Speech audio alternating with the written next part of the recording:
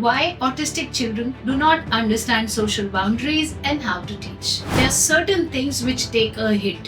When a child will shout or scream in the park, and other children will look at that child, and the parent is trying to make sense to the child by saying, we don't shout, everybody's looking at you, it doesn't look nice. So you will teach the child step by step by putting the boundaries. As they grow up, that's when their maturity level increases.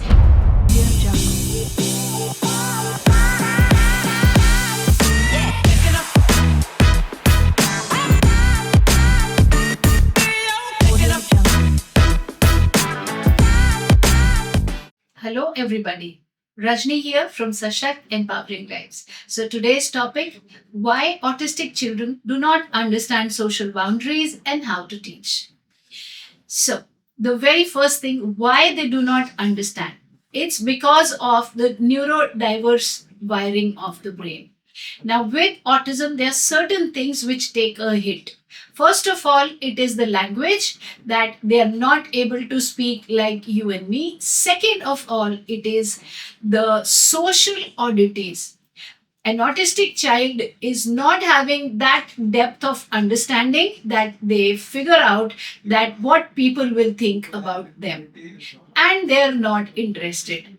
So most of the children in a regular mainstream setup, the regular children, they will not do certain things because they are scared of what others might think of them. Say, for example, the teacher who will use this fear and say, if you misbehave, I will take you to principal's office. Now, the regular neurotypical will sit smartly, will write in his notebook just so that he or she is not taken to the principal's office. Now, if you think deeper, what happens if they are taken to the principal's office?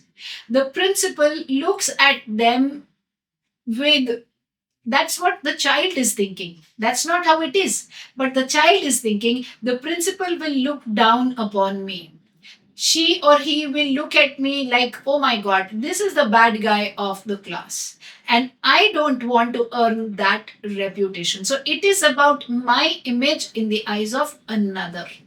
Similarly, when a teacher will say the same thing to an autistic adult, that I will take you to principal's office, it is not a threat, because the child is not really having any problem if you would take them anywhere to anybody's office. It doesn't matter to them because they are not seeking that approval. They are not looking at their reputation, that what others will think. This was just an example. Going forward, when a child will shout or scream in the park, and other children will look at that child, and the parent is trying to make sense to the child by saying, we don't shout, everybody's looking at you, it doesn't look nice. These words are alien to the child. They do not understand what it means of not looking nice. They are surprised at what the parent is saying, and they continue to shout. So what is the way forward? Problem, we have understood now that they lack the social appropriateness and exhibit social oddities because they don't seek that approval from outsiders, from the world around, just like the neurotypicals do. So what is the solution now? The solution to this problem is very simple.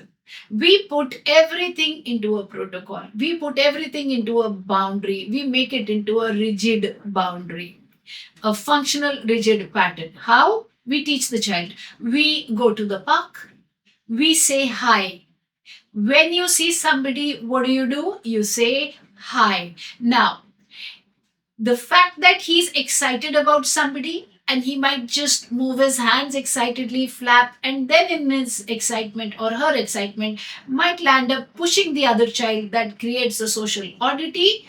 It is completely gone because we put it into a framework. We put it into boundaries that this is what the whole system is going to be. You will walk, you will go to the lift, you will get out of the lift, you will run to the park, you will see Sia there, you will wave hands, say hi to Sia.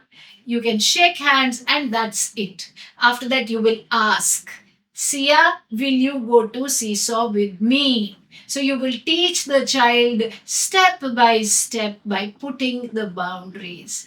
As they grow up, that's when their maturity level increases, that's when you sit with them over a period of time and their language increases with conscious effort from the parent side, that you start figuring it out with them and saying that, well, you cannot do these things because they do not look good and society has rules. That too, there is a specific way of teaching them.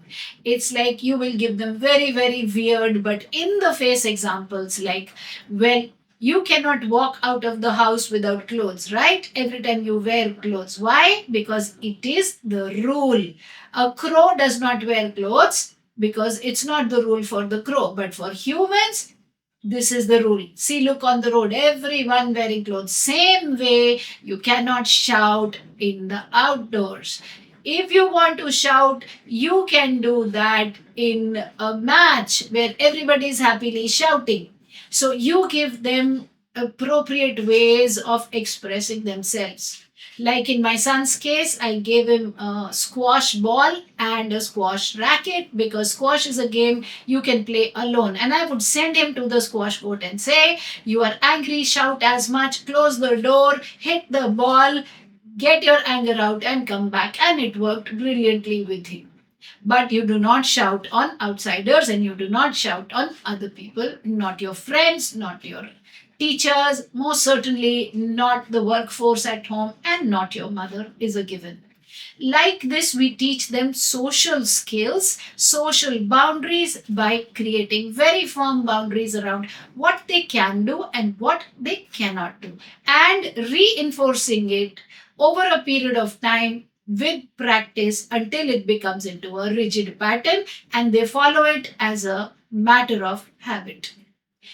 If you like this video, please press like, subscribe, share with somebody who will benefit, keep the notifications on. Catch us on Instagram, YouTube Hindi every Tuesday 7 to 7:30 p.m. The links are all given in the description box below. 7 to 9:30 p.m. Thursdays or Fridays, connect with us on the Autism Masterclass where we discuss everything about autism intervention the right way, autism specific teaching and training techniques to be taught to the child. And please remember, your child with autism will grow to the same magnitude to which your awareness about your child's condition exists. I shall meet you next time with another video. Until then, may each kid win, yours and mine too.